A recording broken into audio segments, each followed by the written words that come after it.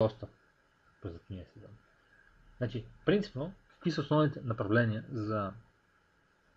за действия при подготовка към ниския сезон? Първото ние трябва да разберем какво ни е състоянието. Затова толкова говоря за статистиките. Колкото по-добре ги разберем, колко повече статистика събираме, толкова по-добре ще имаме представа какво става с нашия бизнес и какво трябва всъщност да направим. Какво да направим, когато имаме ограничени ресурси, ограничено време, обаче всички разходи се вървят. Найема на офиса, заплатите на служителите, разходите си вървят, без значение дали клиентите идват или не. Като разберем текущото състояние, ние трябва да затворим най-големите дупки. И вече като ги затворим, като ги закърпим, вече можем да пристъпим към създаването на фундамента. Фундамента на всеки бизнес, говоря за бизнес, състои от продажбите и от маркетинга. Значи, принципно, да говорим за който да е бизнес, има 7-8 основни бизнес процеса. Продажби, маркетинг, производство, логистика и така нататък. Но най-важните, за да може един бизнес да оцелее повече от 1-2-3 месеца, са продажбите и маркетинга. Това е фундамента. Върху него вече се гради всичко друго. Така, и като ви говоря за подготовка към ниския сезон, той започва през активния сезон.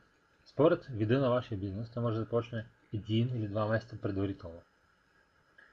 Значи, първото нещо, което трябва да правим, пак повтарям, и ще повтарям много пъти, статистика. Ние трябва да знаем какво става, защо, какви коефициенти, как се променят през ниския сезон. Най-важното нещо, което аз мога да кажа, че през последния месец нещо, аз имах, не знам колко, над 100 срещи. И най-големият проблем, който забелязвам, е всъщност не толкова ниския сезон, не толкова липса на клиенти, а най-вече отношението на собствениците. Значи, обикновено много собственици на малки фирми са специалисти в някаква област. И те в един момент казват, да, аз съм добър специалист, да отворя нещо мое. И отварят своя фирма.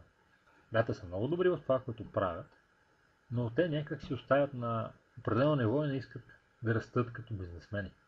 Съответно и техния бизнес куца. Това е един от много големите проблеми. Всички казват, да, знам, че трябва, знам, че трябва да е такова, но нямам време, защото ако не ги натискам, никой няма нищо да прави. Втория проблем е, че всъщност в фирми, където има персонал, дали говорим за продажби, за маркетинг или за производство, наскоро говорих с един собственик на мебелна фирма, който ми каза директно, виж, аз ако не побутвам всеки ден, всеки час, всеки минута моите служители, те нищо не направят.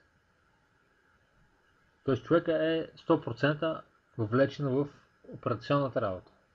Той няма време, той има желание, но няма никакво време да погледне така на фирмата отстрани, да види какви бизнес процеси има, как да ги подобри, просто няма възможност.